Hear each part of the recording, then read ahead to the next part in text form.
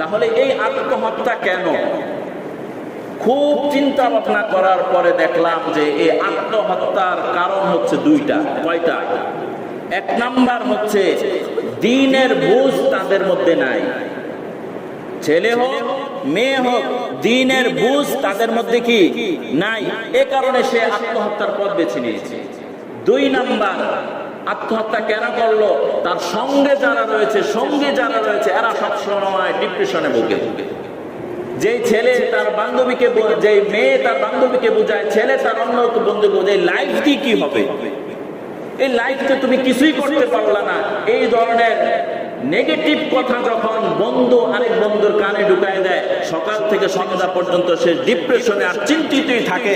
সে মনে করে আমার এই লাইফে তো আমি কিছু করতে পারলাম না, আমার এই লাইফ দিয়ে কি হবে। তার এই জীবনের মূল্য সে আস্তে আস্তে নষ্ট করে দেয় খারাপ সঙ্গের কারণে।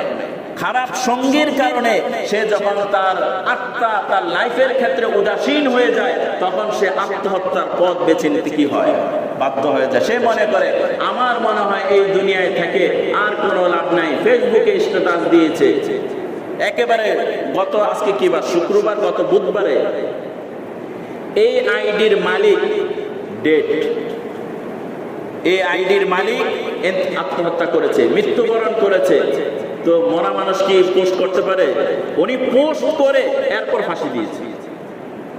তাহলে কেন? তার বন্ধু বান্ধব, এমন বন্ধু বান্ধবের সাথে চলাফেরা যাদের মধ্যে দিনদারি নাই।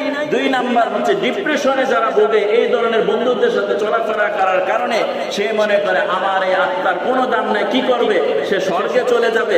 আপনি তো মারা গেলেন, আপনার বাবার পরিশ্রম আর কষ্ট আপনার পিছনে কত বেশি আপনার খবর আছে?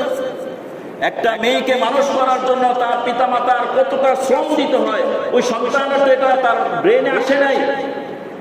আপনি প্রাপ্ত বয়স্ক যুবক, আপনার পিছনে আপনার বাবা মার কত পরিশ্রম রয়েছে, এই খবর আপনার কাছে নাই।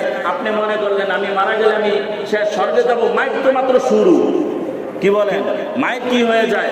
ইন্তেকালের পর আত্মহত্যা করার পর কি সে স্বর্গ চলে যায়? না, হাদিসের মধ্যে আছে সরাসরি জাহান্নামী। আল্লাহ তাআলা হেফাজত করেন।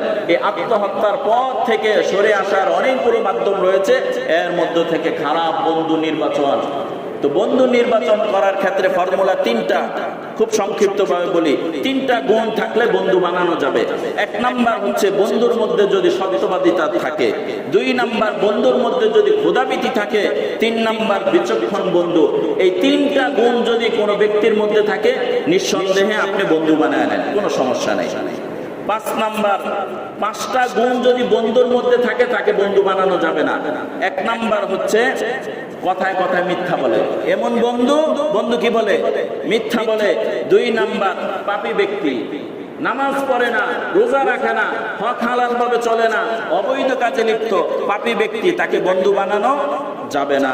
তিন নাম্বার কৃপণ বন্ধু, সুবিধার সময় সব সুবিধা ভোগ করবে আর ওনার বিপদের সময় সে কি চম্পট দিবে।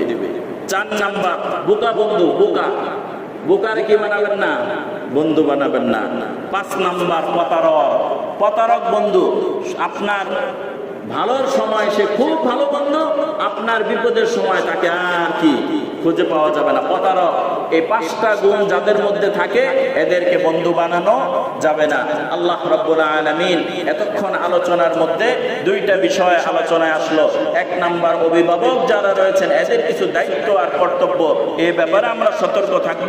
দুই নাম্বার, আমার যুবক ভাইরা যারা রয়েছেন তারা বন্ধু নির্বাচন করার ক্ষেত্রে এই ফর্মুলাগুলো অনুসরণ করব। আল্লাহ রাব্বুল আলামিন আমাদের প্রত্যেককে সহিভাবে বুঝে আমল করার তৌফিক দান করেন।